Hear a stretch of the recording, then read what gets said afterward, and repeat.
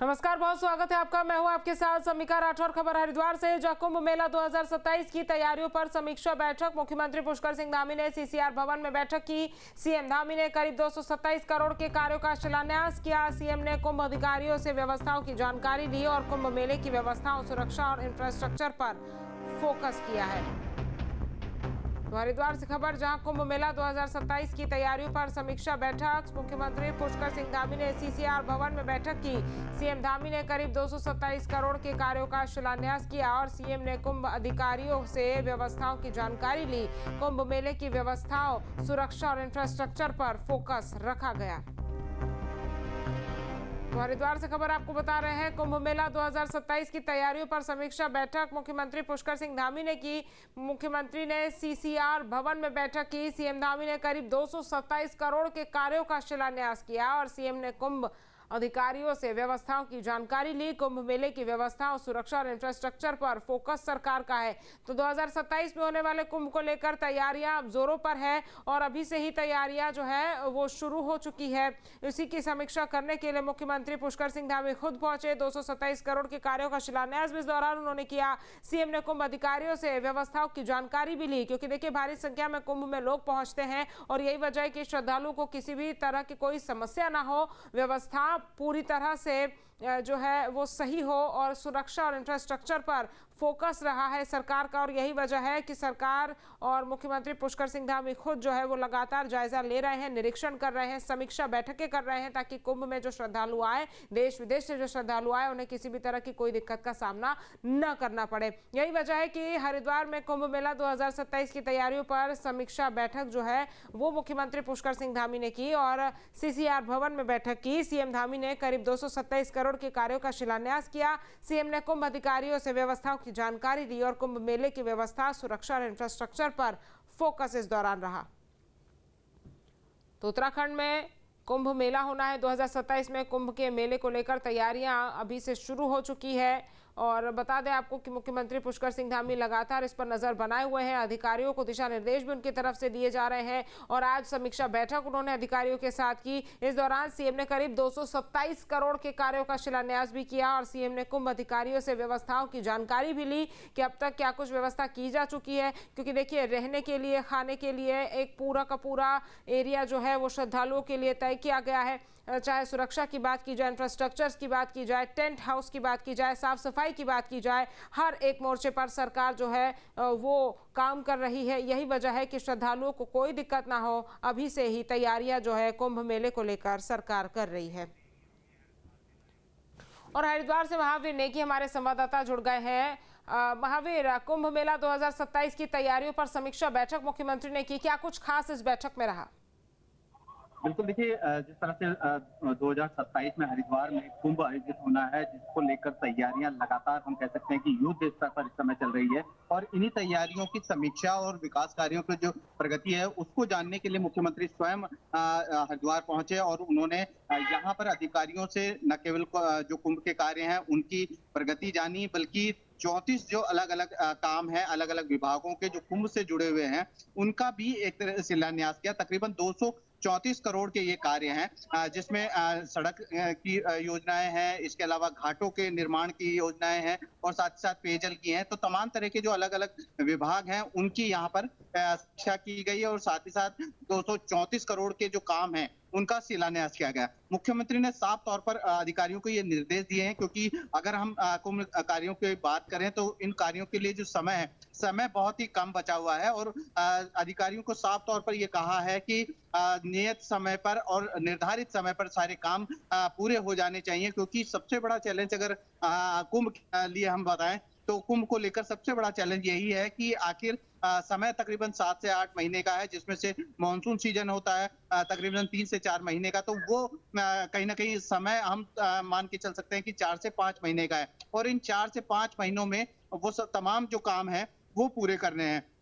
तो कहीं ना कहीं चुनौती जो है मेला प्रशासन के लिए भी है और साथ ही साथ सरकार के लिए भी एक तरह से चुनौती है कि इन कार्यों को किस तरह से समय से पूरा कराया जाए। उसी को लेकर यहाँ पर एक समीक्षा की गई है और एक बार फिर से उस बात को दोहराया गया है मुख्यमंत्री के द्वारा कि जो काम है उनको समय से किया जाएगा और इसके लिए अधिकारियों को निर्देशित कर दिया गया है। जी।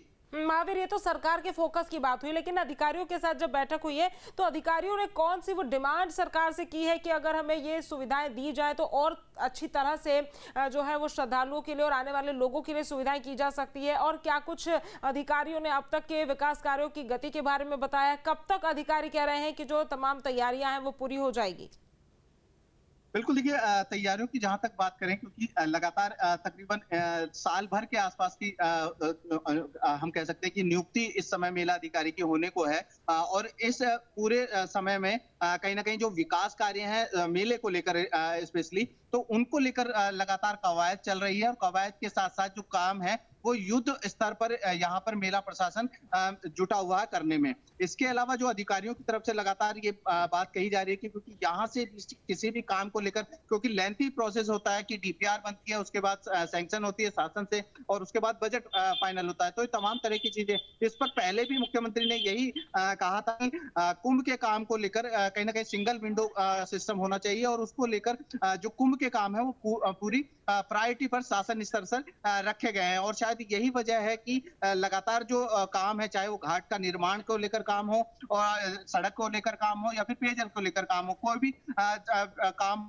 उसको लेकर लगातार यहाँ पर जो शासन स्तर से पूरा सहयोग अधिकारियों को मिल रहा है। और लगातार यहाँ से जिस तरह से डीपीआर तैयार होती है, उसके बाद जो बजट सैंक्शन होता है, तो वो तमाम जो चीजें हैं वो समय पर यहाँ पर दिखाई दे रही हैं। और शायद यही एक बड़ी वजह है कि इन सारी चीजों को समय से करने के साथ जो शासन स्तर से यही एक अपेक्षा मेला प्रशासन से की जा रही कि जब सारी चीजें समय से हो रही हैं तो कुंभ कार्य भी समय से हो। और उसी को लेकर आज प्रगति को यहाँ पर मुख्यमंत्री ने अधिकारियों से जाना कि किन कामों की क्या स्पीड है और किस तरह के काम चल रहे हैं। इसके अलावा जो तकरीबन 34 जो अलग अलग विभागों के काम है, उनका शिलान्यास यहाँ पर किया है। तो कह सकते हैं कि इस समय जो मेला प्रशासन का काम है वो इस समय युद्ध स्तर पर हरिद्वार में चल रहा है। जी महावीर, चूंकि सरकार का फोकस छोटे कारोबारी, छोटे व्यापारियों के लिए भी है, कुंभ में हम देखेंगे कि किस तरह से जो व्यापारी हैं वो स्टॉल्स लगाएंगे, तमाम उनको भी रोजगार मिलेगा, उनके लिए किस तरह से अलॉटमेंट सरकार और जो जिला प्रशासन है वो करने वाला है?